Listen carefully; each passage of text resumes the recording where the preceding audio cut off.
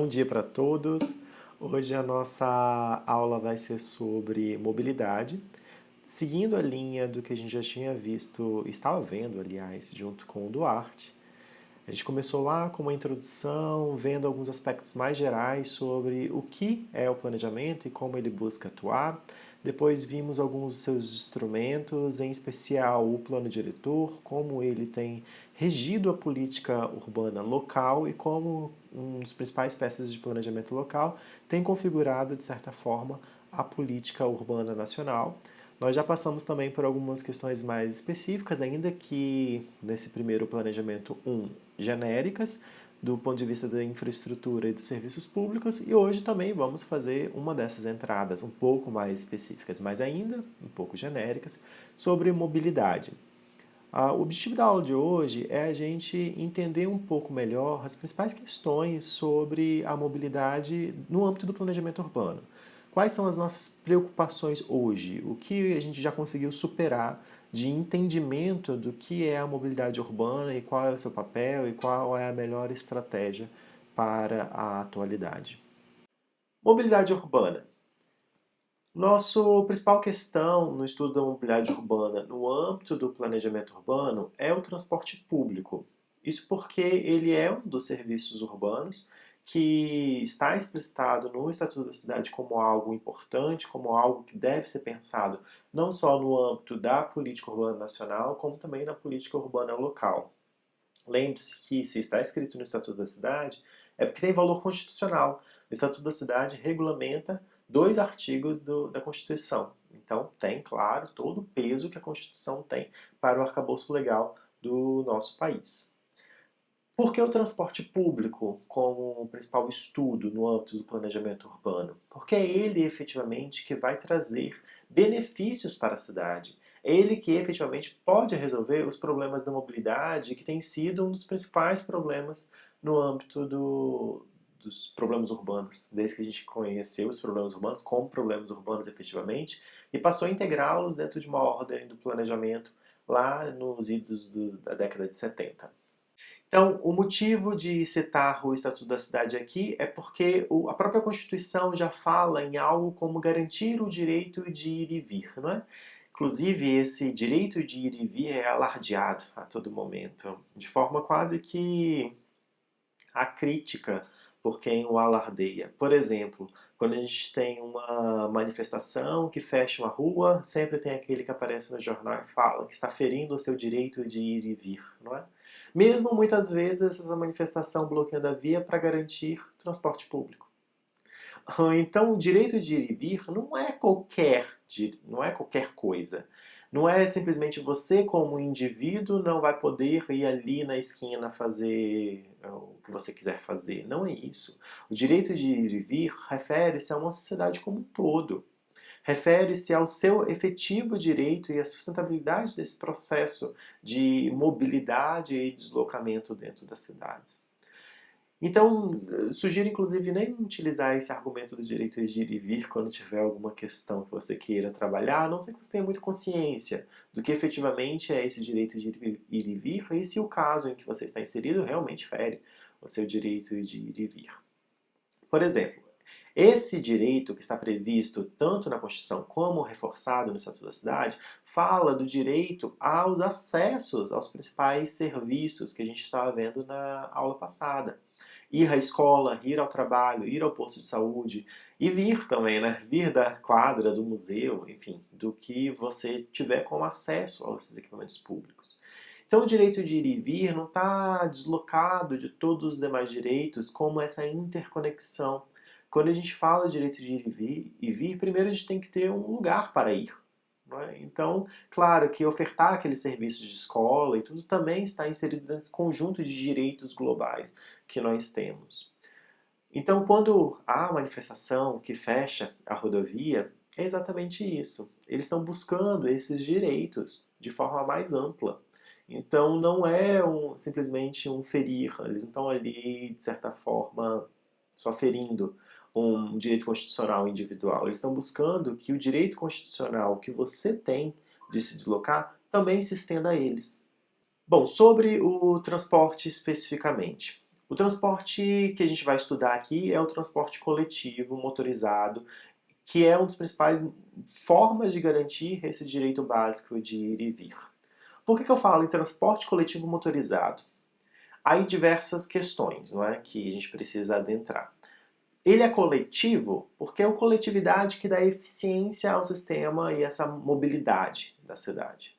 Não é possível a gente pensar no transporte individual. O transporte individual é aquele do carro, a bicicleta é um transporte individual, todos aqueles que você não está convivendo com outra pessoa é considerado transporte individual. E esse transporte individual, ele não é eficiente. Não tem nenhum sistema de transporte individual que seja mais eficiente do que o sistema coletivo. Eu não estou querendo dizer que o transporte coletivo é mais confortável do que o individual. Não é isso que eu estou querendo dizer.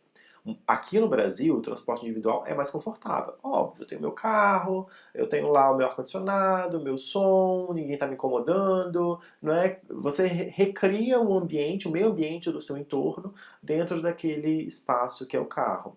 É difícil no transporte coletivo a gente conseguir competir com isso, mas tem. Tem transportes coletivos que são tão confortáveis quanto um transporte individual. A questão central é que esse transporte individual ele não vai ser eficiente porque ele não vai conseguir levar uma massa populacional de um determinado polo para um outro polo, não é?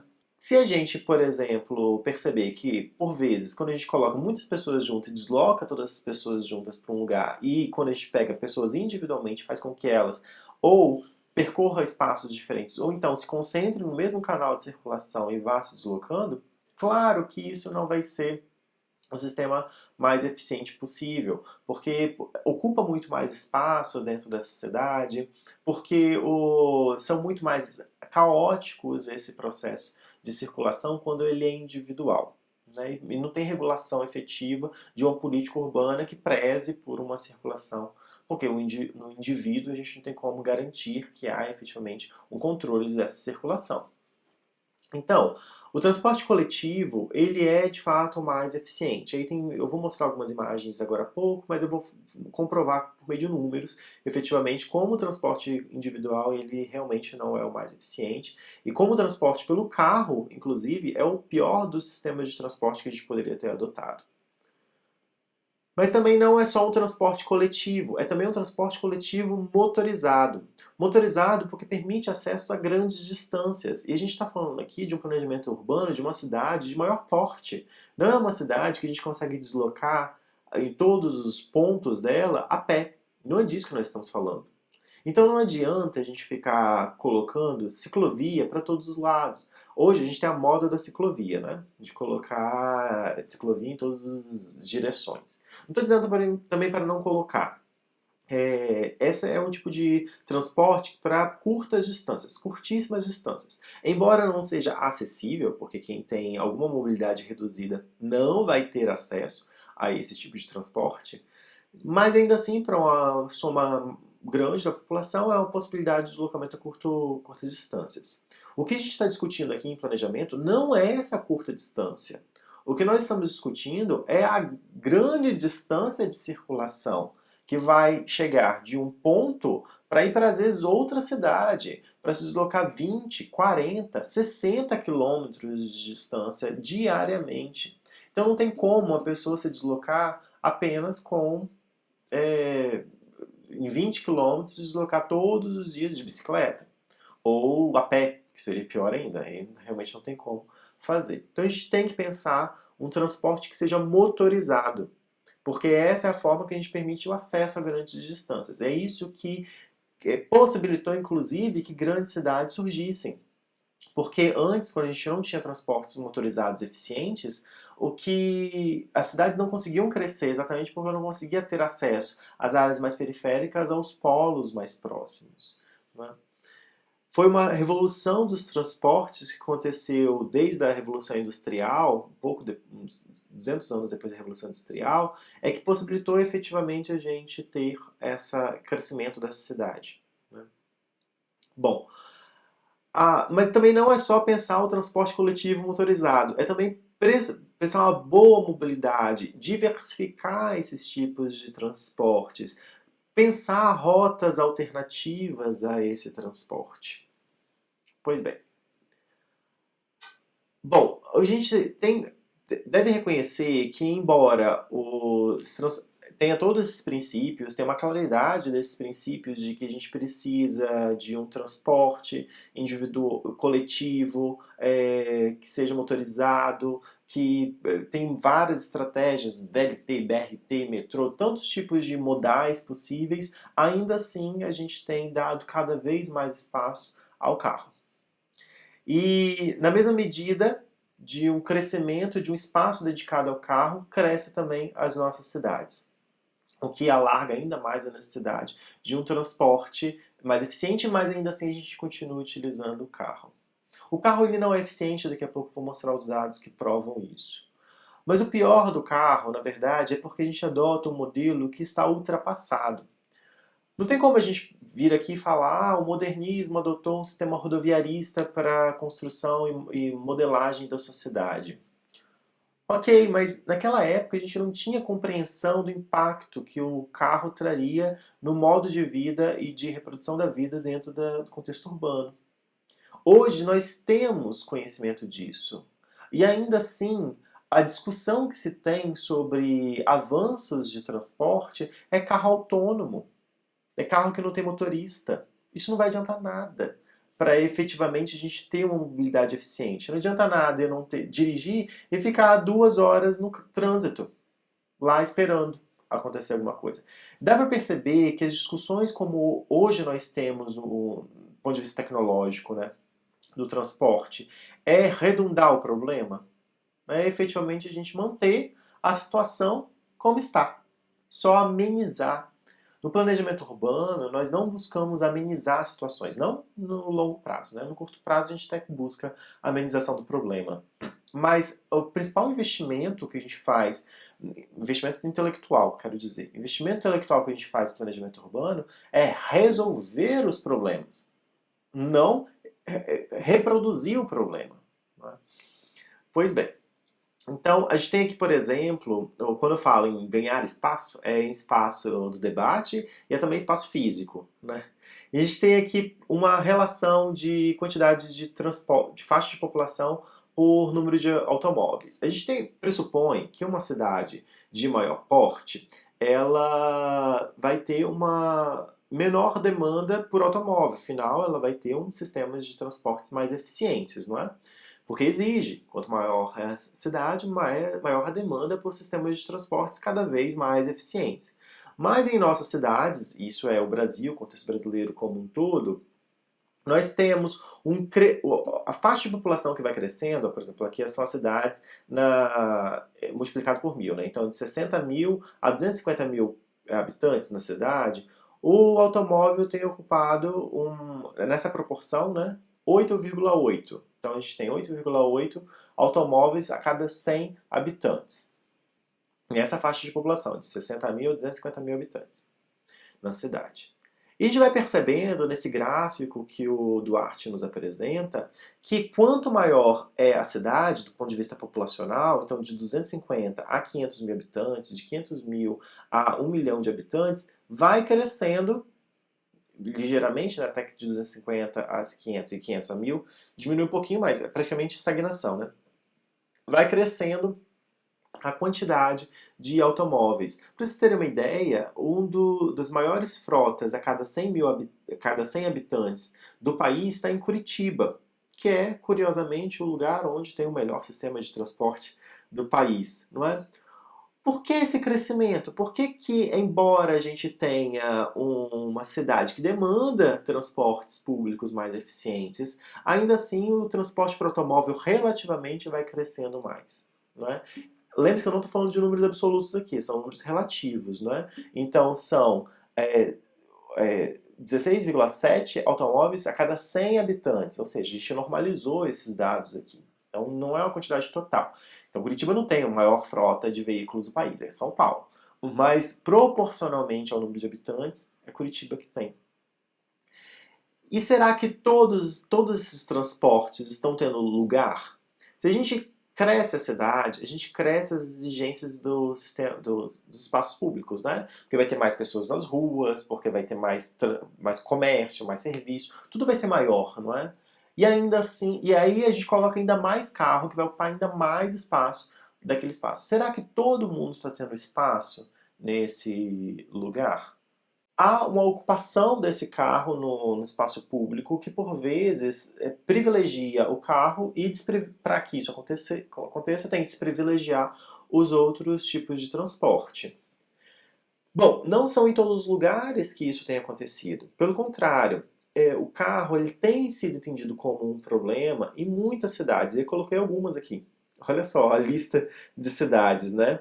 Algumas já tomaram atitude. Por exemplo, em Berlim foi aprovado que no país, em todas as cidades, as cidades decidem, né, podem proibir a circulação de carros, seja na cidade inteira ou em partes das cidades, da cidade. Então imagina, não ter circulação de carro dentro da cidade. Simplesmente não tem. A maior parte dos lugares foi pensado de uma outra forma. Pegou a região central, muitas vezes tradicional, né, cidades europeias que tem aquelas ruas muito estreitas e que que proibiu o acesso ao carro só na região central. Então coloca às vezes bolsões de estacionamento no entorno e transportes públicos que conectem toda a região central com as áreas periféricas e aí, claro, é possível fazer essa restrição do acesso ao carro. Em Paris, na França, por exemplo, o objetivo era utilizar o espaço que o carro estava tomando das vias públicas para ampliar a circulação de pessoas e de bicicleta. Copenhagen, claro, ela está sempre à frente nesse sentido da mobilidade, fez isso também. Mas a gente tem alguns casos, por exemplo, até os Estados Unidos, né? Nova York e São Francisco restringem a possibilidade de carro. Em São Paulo nós temos um pouco também, na medida em que ele coloca sistemas rotativos, né? Vai restringindo um pouco o acesso ao carro. Isso não quer dizer que em São Paulo seja completamente. As cidades que eu coloquei, assim, não pode simplesmente. E até mesmo novas cidades que poderiam ter ruas super largas para ter esse acesso ao carro, percebe que é correr contra si próprio, né? Ter e a priorização do carro. Então, em Chengdu, na China, mesmo sendo uma cidade nova, ainda assim teve uma restrição na circulação de carros em toda a cidade, né? Aí você me fala, mas agora a gente vai pegar aqui Brasília, por exemplo, e não vai ter mais carro passando. Primeiro que Brasília foi construída para ser uma cidade rodoviarista, né? Então é no mínimo esquisito a gente simplesmente fazer uma proposta que não entra o carro mais dentro da cidade. Porque a cidade não foi pensada para isso originalmente. Isso não quer dizer que a gente também vai agora conviver com esse mal o resto da vida, né? Não é isso. E em todas essas cidades, nenhuma delas foi instantâneo. Primeiro, algumas cidades já tinham sistemas de transportes mais eficientes, né? E, claro, isso possibilitava uma implantação mais rápida. A gente teria que avançar muito ainda no sistema de transporte coletivo para que efetivamente a gente tivesse uma implantação desse sistema. Ok, isso é uma primeira questão. Mas nenhuma delas, ainda que tivesse um sistema de transporte coletivo mais ou menos resolvido, também implementou assim instantaneamente. Muitas delas fazem parte de um plano. Por exemplo, Paris começou a fazer isso há 30 anos atrás. Então, na década de 80, eles começaram a implantar um plano que restringia o acesso do carro. Paris, que é o centro do mundo, né? E tem muito mais recurso, porque, claro, eles tiveram um acúmulo de capital primitivo muito grande durante o período de colonização. Tem recursos, tem, enfim, uma série de possibilidades, e ainda assim fizeram um plano de 30 anos para restringir o acesso às regiões mais centrais da cidade. Então não é instantâneo, não é isso que a gente está defendendo. Mas se a gente não começar agora a pensar a restrição do carro, essa restrição não vai acontecer. Bom, então aqui, por exemplo, uma via que é exclusiva de pedestre, não é? Antes ela possibilitava o carro, dá pra ver também lá é bem exagerado, né? Bem estreito as ruas. Mas imagina, essa cidade que não foi pensada originalmente para carro, porque é uma cidade de caráter ainda quando o carro não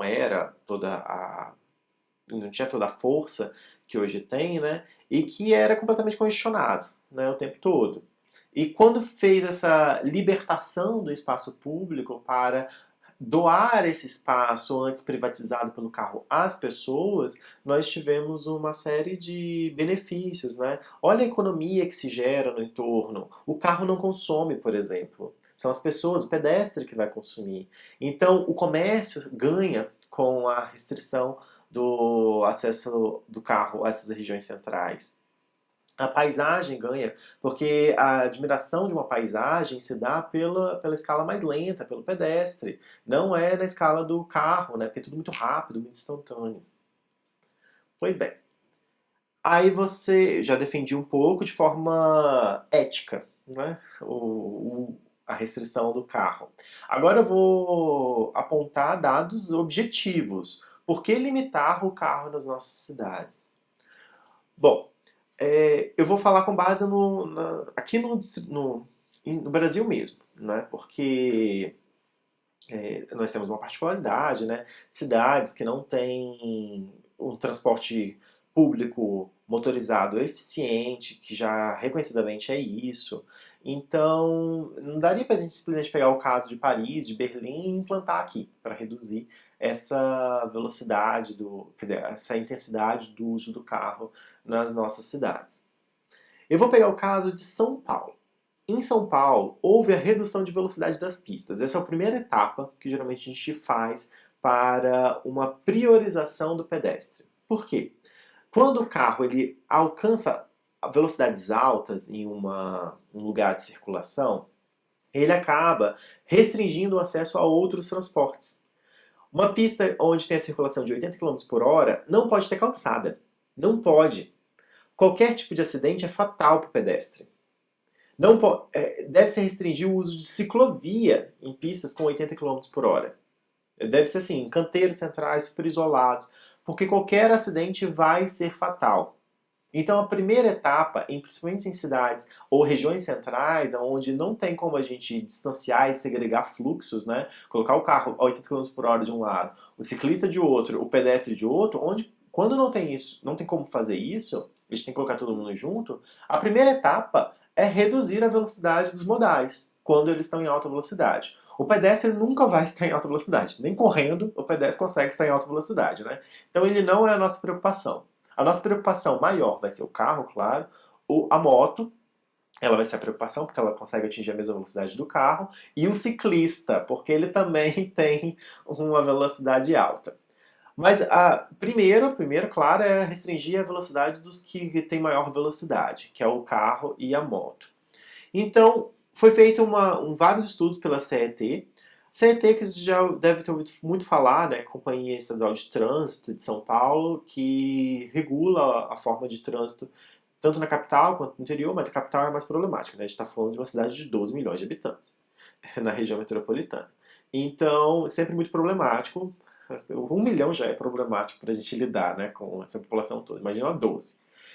E aí a CET então fez vários estudos para pensar como pode haver essa compatibilização dos transportes com o carro com o pedestre. Então, a primeira questão que a gente vai estudar agora é essa relação entre a velocidade e o impacto e o grau da lesão que pode gerar a quem estiver ali convivendo no mesmo espaço. A CET afirmou: o grau de lesão no corpo humano não é proporcional à velocidade do impacto, no caso de um acidente ou um atropelamento. É a curva exponencial, no qual uma diferença de 10 km ou menos, a partir de 40 km por hora de velocidade, eleva consideravelmente o grau da lesão até o óbito. O que ele está querendo dizer é que não é assim, por exemplo, se você é atingido a 5 km por hora, por um carro que está praticamente parado, né, 5 km por hora, você vai ter sei lá, machucar o dedo. A 10 km por hora, você vai machucar a mão. A 20 km por hora, você vai machucar o braço. A 30, o tronco superior. A 40, o corpo inteiro. Mas não vai morrer. A 50, você morre. Não é assim. Aqui há uma curva exponencial. Então existe uma faixa de velocidade onde os riscos de um impacto vai ser menor. E a partir disso pode ser maior. E aí é que tem esse gráfico que apresenta claramente isso. Olha só, esse daqui é a porcentagem de de lesões, né, na verdade de atropelamentos com lesões fatais, ou seja, de morte, e a velocidade. Olha só, a 0 km todo mundo está parado, claro que não vai ter acidente. A 10 km, a possibilidade de lesão fatal, de morte de pessoas, é quase zero. A pessoa não vai morrer por causa disso. A 20 km ainda está bem baixo, ó, a quantidade de lesões fatais, de morte. A 30 km já começa a elevar um pouco, né? A 20, 27, 25, 27 ainda é baixo. Mas a partir disso começa exponencialmente a aumentar. Olha só, a 40 km por hora a gente já chega a 20% de lesões fatais. A 50 por hora é 40%. A 60 por hora já é 70%. A 80 km por hora é fatal. Ninguém sobrevive a uma colisão de um indivíduo com o carro, não é? Assim, tem que ser milagre para sobreviver. E a gente tem aqui, então, um gráficozinho, isso tudo é com base em pesquisas de medições, tá? Então não é nada assim de inventei da cabeça esse gráfico, fiz uma linha e acabou, não. Foram todos medidos para saber, veja, é um departamento de trânsito, então ele tem todos esses dados, né? É fácil eles conseguirem calcular tudo isso. E a gente tem aqui então, ó, a velocidade. Em 30 km por hora, nós temos 5% de fatalidades, 65% de feridos e somente 30% já saem ilesos. Ou seja, 30 km por hora já é uma velocidade que a gente deve começar a se preocupar. E a partir desses 30 km por hora, então a gente já vai ter que começar a restringir a velocidade desse veículo. Repito, por que a gente está falando de velocidade? Por que a gente está falando de restrição nessa velocidade? Porque se a gente quiser colocar o carro, o pedestre, o ciclista e todos os modais juntos, na mesma via, como acontece nas nossas cidades, não dá para colocar o carro andando a 80 km por hora. Porque vai haver colisão. Acidente acontece. Lembre-se, o que a gente está fazendo é pegando pessoas amadoras, porque não são profissionais de trânsito, amadores e colocando na direção de um veículo. É isso que nós estamos fazendo. E se a gente deixar isso acontecer, vai acontecer lesões, vai acontecer impactos, e esses impactos a alta velocidade vai gerar morte. Bom, uma outra questão também é a relação entre velocidade e distância de frenagem. A distância de frenagem aqui está sendo considerado a necessidade, quando a pessoa percebe, né? Por exemplo, quando você identificou que você vai colidir com um pedestre, né? O pedestre atravessou, uma faixa de pedestre você não tinha percebido, alguma coisa aconteceu e você percebe que tem que frear. Você tem um tempo primeiro de percepção, porque isso conta, depois o frear, e o carro não para instantaneamente, né? Ele vai frenando. Então, por isso que é distância de frenagem. Tudo isso está sendo considerado aqui. Então, um processo de decisão para compatibilizar esses transportes numa mesma via deve considerar essa frenagem, que a velocidade é incompatível com, às vezes a velocidade é incompatível com a via. E essa frenagem, às vezes a pessoa já percebeu que vai colidir, ela freia, mas não deu tempo e aí colidiu com um indivíduo, com um pedestre, por exemplo. Uma das questões que a gente deve considerar nessa frenagem é essa distância que está aqui. Então, ó, a 50 km por hora, você vai demorar 65 metros para conseguir frear de fato e parar o carro. Se a gente tiver 80 km por hora, é 140 metros. Não é? Então, veja, você já está ali atento a 80 km por hora a vários elementos de trânsito que você deve se preocupar. Um deles é o pedestre, que está ali circulando, porque você botou para circular junto. Quando você percebeu que você precisa frear, não vai dar tempo de realmente frear e alcançar o veículo. Tá, então a gente já falou de uma questão de lesão relacionada à frenagem. Mas tem um problema, do ponto de vista da eficiência do transporte, que não vou dizer que é pior, porque sempre lesões fatais são piores a qualquer outra coisa que a gente pode dizer, mas que é algo muito grave, que é essa frenagem, ela é conhecida pelo condutor do carro. O que eu quero dizer é, quando ele vai, ele sabe que se ele tiver alta velocidade, se ele precisar frear, ele vai precisar de mais distância. Então o condutor do carro automaticamente faz o quê? Distancia do carro da frente, né? Quem dirige sabe muito bem. Tem aquele pessoal que fica encostadinho atrás de você, você não fica incomodado, não é? Ou é você que está fazendo isso, colocando bem encostadinho. Então não faça isso. Porque e a própria lei de trânsito fala que tem um espaçamento que você tem que ter de um carro ao outro a depender da velocidade. Tem lá no Código de Trânsito. Quando quem fez autoescola sabe muito bem, tem uma contagem de tantos segundos em relação ao ponto referencial, enfim, o que for. O fato é que quanto maior a velocidade, maior é a distância que automaticamente um veículo vai fazer do outro. Né? E é isso que é o problema pra gente aqui. Por quê? Porque o carro, ele já é um transporte individual de baixa densidade, porque você bota poucas pessoas dentro de um mesmo espaço. Né? E aí tem aquelas imagens que colocam um carro do lado do outro e mostra quanto que o ônibus consegue, por exemplo, concentrar mais e dispersar menos. E o problema não é só esse, não é só o quanto o carro ocupa de espaço, é também que o carro, por ele ter maior velocidade, ele vai precisar de uma faixa em volta dele maior. Isso vai fazer com que a sua densidade seja ainda menor. Então não é só o tamanho do carro, e sim a distância que ele tem que estar de um carro ao outro. Então imagina, vamos supor no mundo ideal, né? A gente está a 80 km por hora. O carro tem lá o quê? Uma picape, vamos pensar um bem grande. 10 metros. Ele vai precisar de 140 metros para frente e 140 metros para trás, que é do outro carro. Então, 280 mais 10, 250 metros. Ele vai precisar de 250 metros cada carro nesse sistema.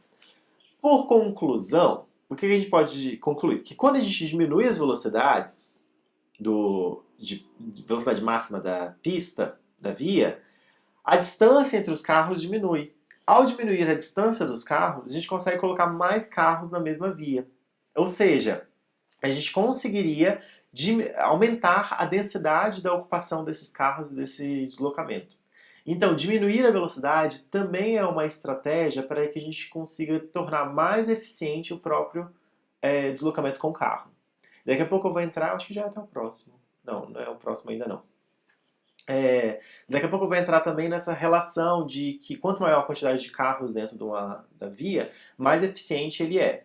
Né? Daqui a pouco eu entro. Antes eu queria mostrar essa harmonização do trânsito. Essa harmonização relaciona a uma outra questão, que são os acidentes envolvendo os próprios meios de transporte dentro daquele que está ali. Não, agora eu não falo mais de colisão entre um carro e um pedestre. Também estou falando. Mas estou falando em especial de carro com carro. Aqui nós temos uma situação de perturbação no trânsito, é um gráfico de perturbação no trânsito, que relaciona ao fluxo, ou seja, da quantidade de carros que vão estar ao mesmo tempo na pista. Né? Então, imagina, a gente tem lá 1000 carros por hora passando, não é? Quando a gente tem, isso é fluxo, tá? Aqui, o que é fluxo? E o que é essa linha do gráfico aqui? Ela é difícil entender no início, tá? Mas quando eu terminar de explicar, você vai entender bem. Ó, então a gente tem aqui a linha Q, não é? E a gente tem o ponto zero, ou seja, não tem fluxo nenhum e vai aumentando o fluxo. Ó, 1000 veículos por hora, 2000, 3000, né? Supondo aqui. Aqui não importa muito bem o número, o que importa é que vai aumentando o fluxo. Esse daqui é o fator K, ou seja, de perturbação no trânsito. Né? Então a gente tem nenhuma perturbação, uma primeira perturbação, uma segunda perturbação, uma terceira perturbação. Perturbação relaciona-se a qualquer tipo de acidente que aconteceu, ou qualquer situação que aconteceu no trânsito. Os mais variados. Um carro colidiu com o outro. Um carro colidiu com um pedestre. Um carro colidiu com um ciclista. O Departamento de Trânsito parou a pista para fazer uma reforma na faixa pedestre. Qualquer coisa pode ser uma perturbação no trânsito, ou seja, para o trânsito para algum tipo de situação. Pode parar parcialmente ou não. O fato é que, lembra que eu disse antes, quanto mais carros na pista, maior é o fluxo, maior é a eficiência desse sistema. O fato é que quando a gente sai do zero aqui, sem nenhuma perturbação, e vai andando com o carro, ó, aqui é a onda cinética, não é que é a pessoa caminhando. Imagina que é um carro andando. E ele vai ganhando velocidade e vai alimentando esse fluxo, né? Vai alimentando, vai alimentando, vai alimentando. Se houver mais à frente, onde ele está atendendo, uma perturbação, automaticamente ele já vai diminuindo o fluxo possível daquela pista. E vai diminuindo exatamente porque quando tem um acidente, por exemplo, vamos ficar num caso de um acidente, você tem ali atrás uma série de engarrafamentos, né? E aí você vai diminuindo a velocidade automaticamente, vai gerando um efeito cascata. Então, já está aqui diminuindo a velocidade. Ó. Quando a gente chega na perturbação, não aumenta o fluxo automaticamente. Né? Pelo contrário, ele continua caindo. As pessoas param para ficar olhando o acidente, enfim, aquela coisa medonha que o povo brasileiro gosta de fazer, né? Então para ficar olhando e não ganha automaticamente velocidade. O problema é que quanto maior a velocidade, eu acabei de apresentar aqui, não é? Quanto maior a velocidade, maior são as chances de esse fator K acontecer, não é? Então, se eu mantenho a pista, por exemplo, vamos dizer que essa pista está a 80 km por hora. Na primeira perturbação, diminui o fluxo. Se eu mantenho a mesma velocidade de 80 km por hora, vai acontecer mais à frente outra perturbação. E depois outra perturbação. E aí, a onda cinética, ou seja, a capacidade, o fluxo, vai diminuindo cada vez mais. E diminuindo, diminuindo, diminuindo. Ou seja, se a gente conseguisse diminuir a velocidade da pista, a gente diminuiria a quantidade de perturbações, de fator K, nessa pista. E ao diminuir essa perturbação, a gente consegue que o fluxo seja mais contínuo, que ele vá sempre crescendo e depois se estabilize. Não diminua progressivamente a partir de cada fator K que vai acontecendo. Não é? Então é mais uma vez, diminuir a velocidade dos carros é uma forma de garantir um fluxo contínuo e uma diminuição no tempo de deslocamento. Pois bem, a SET nos afirma. Por isso, a redução da velocidade máxima proporciona redução significativa dos conflitos de deslocamento dos veículos e a harmonização do tráfego, cuja fluidez está relacionada diretamente com os tempos de percepção e de reação do motorista, que é aquele que eu falei, relaciona a frenagem e agora, eu acabei de adicionar, a aceleração e a movimentação dos carros. Então, e aí, eu falo de tudo isso, esse é um estudo que aconteceu lá no início de 2010. E aí houve um debate muito grande no jornal, na sociedade de forma como um todo, em São Paulo, de que essa velocidade era algo que não deveria acontecer. Aí tem o atual governador, prefiro não falar os nomes, né? Que antes era o prefeito de São Paulo. Ele, por questões politiqueiras, tirou todas as reduções de velocidades das pistas. Ele contradiz todo o planejamento, ele contradiz todo o dado objetivo que nós temos, só porque a sociedade achava que aumentar a velocidade ia diminuir o tempo de deslocamento.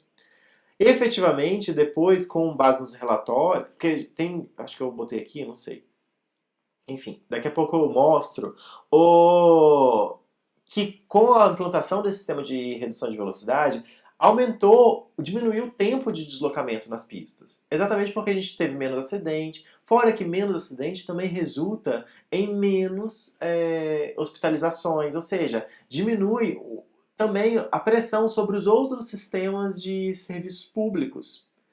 Contradizendo tudo isso, o atual governador e na época o prefeito simplesmente falou: não, vou por questões políticas para atender o meu eleitorado, tanto que conseguiu se eleger depois como governador, para atender o meu eleitorado que mal entende nada, né? Nunca fizeram arquitetura, nunca assistiram essa aula, vou lá então reverter toda a ideia que foi implementada e que estava dando certo. Pior é isso, né? Pois bem, a CRT continua. A diminuição de velocidade proporciona tempos menos exigentes de percepção e reação, além de exigir distâncias menores para as manobras seguras, o que diminui significativamente a formação de ondas de tráfego, que é aquela linha cinética que eu falei, esse anda, para, e ao diminuir a intensidade e a frequência dos conflitos de troca de faixa e de acesso, harmoniza o trânsito, inclusive nas transposições entre pistas, não é? Porque quando a gente tem uma velocidade muito grande, essa transposição de uma pista para outra sempre é um dos elementos de fator K, de perturbação no trânsito, né? Bom, eu falei de uma série de estratégias para que a gente consiga tornar o sistema de transporte individual com carro mais eficiente. O problema é que ele nunca vai ser tão eficiente quanto os outros sistemas de transporte. E por que não vai? Porque, embora a gente possa formular todas essas estratégias, ainda assim ele vai ocupar muito espaço na pista, né? Então, mesmo considerando as avançadas estratégias de tráfego automobilístico, é possível deslocar. Será que é possível deslocar ainda 3 milhões de pessoas diariamente sem fazer com que a cidade fique cada vez mais dispersa? Não é? Porque o que acontece? Quando a gente coloca um transporte individual, a gente vai precisar de mais espaço na pista. Não é? Mais espaço vai ocupar. Quando a gente vai ocupar mais espaço na pista, a gente vai ter que deslocar mais os edifícios distantes dos outros. Né? Ao fazer isso, a gente já está promovendo uma dispersão urbana. Então, hoje nós temos, em média, 35% do assentamento ocupado por sistema viário, por equipamentos públicos, ou seja, o que não é ocupado com atividades privadas. Né? Então é mais ou menos 35%. Os outros, 65%, então, são ocupados com atividades privadas. O que nós estamos discutindo aqui é qual é a capacidade dessas atividades privadas se deslocarem e se concentrarem o máximo possível. Quando a gente bota o carro, esse índice de 35% vai aumentando cada vez mais. Por que vai aumentando? Porque a gente vai precisar de mais espaços para circulação. Um colega, acho que foi o Sérgio, inclusive apontou, vai também precisar mais espaço para estacionamento. Enfim, vai dispersando essa cidade. Ao dispersar a cidade, maior é a necessidade de deslocamento. Porque se eu afastei os edifícios, vai chegar uma hora que esses edifícios vão estar afastados a ponto tal, e os usos do solo vão estar afastados de ponto tal, que para eu me deslocar de um uso do solo ao outro, eu vou precisar de um transporte. E eu vou escolher qual? Às vezes o único que eu tenho, o transporte individual motorizado, o carro. Ao fazer isso, eu vou ter que fazer o quê? Aumentar ainda mais as pistas, porque as distâncias são cada vez maiores e cada vez mais pessoas utilizam o carro. E vai gerando uma bola de neve, porque essa cidade vai ficando cada vez mais dispersa, cada vez mais espalhada. Então não é possível a gente pensar uma cidade a partir do transporte individual. Pensar a cidade a partir do transporte individual é condenar essa cidade a um futuro infeliz de mobilidade. É de fato não garantir o direito de ir e vir. Porque o seu direito de ir e vir não é só você não ter barreira de uma manifestação. Seu direito de ir e vir é você se deslocar com a máxima eficiência, com conforto, com qualidade, com segurança. Quando você só pensa um planejamento que envolve transporte individual, você está restringindo todas as prerrogativas do transporte. Então, uma cidade de 3 milhões de habitantes, eu boto 3 milhões porque é a população do Distrito Federal, né? Junto com o entorno. Então, 3 milhões de habitantes, não é possível a gente pensar uma cidade de 3 milhões de habitantes com transporte individual. Mas, a contrassenso de toda essa lógica e explicação que eu dei, a gente continua investindo no transporte individual. O atual governo, por exemplo, em vez de priorizar os transportes públicos, melhorar o transporte público, faz o quê? Fica reformando tesourinha, né? E o pior é que é transporte rodoviário, né? O pior é que não é um mal só de governos neoliberais. É também um problema de todos os governos, porque isso está no senso comum. Todo mundo quer só o transporte individual. Não é? E a gente tem que quebrar com essa lógica, com esse senso comum. Porque até mesmo outros governos que se dizem não neoliberais também investiram. Por exemplo, o setor de triagem norte do plano piloto, que é uma das maiores obras de infraestrutura rodoviária que nós temos hoje aqui sendo implantado, não se originou nesse governo. Se originou no governo passado, que contrapunha esse governo. Então, independente do governo, independente da política como a gente estabeleceu, ainda assim permanece uma lógica que efetivamente não vai resolver o nosso problema de mobilidade. Aí você fala, mas o Distrito Federal não tem tanto problema de mobilidade. Nós temos a oitava cidade mais congestionada do país. Né? São Paulo não é a primeira, pra você ter uma ideia. Rio de Janeiro é a primeira. E para uma cidade que é nova, porque se a gente fosse por exemplo, São Paulo, Rio de Janeiro, tem quase 500 anos, né, 400 anos. E tem é um tecido urbano consolidado, fragmentado. Nós temos uma cidade que tem 60 anos, que já nasceu na lógica da revolução dos transportes. E ainda assim a gente tem o oitavo maior congestionamento do país. Então, assim, realmente é algo que estamos fazendo de errado. E eu acabei de mostrar o que nós estamos fazendo de errado, né?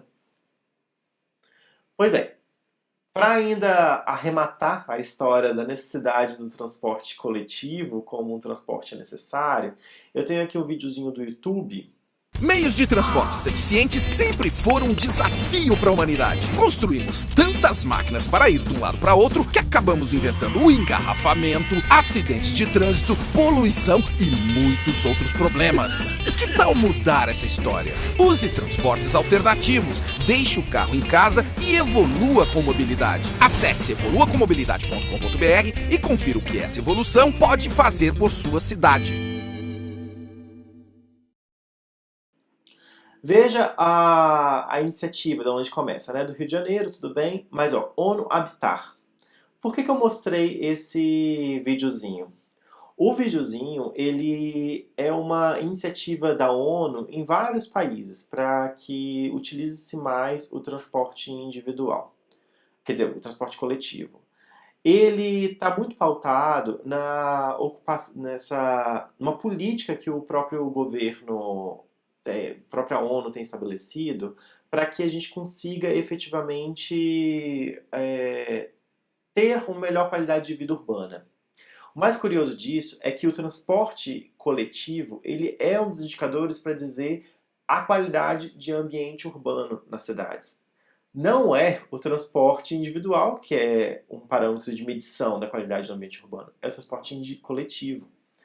Então, para que a gente tenha efetivamente cidades que são bem ranqueadas na qualidade de vida, para que a gente tenha formas, inclusive, até mesmo de competir efetivamente com as outras cidades, do ponto de vista desses indicadores, porque esses indicadores são importantes, porque é onde as empresas escolhem estar ou participar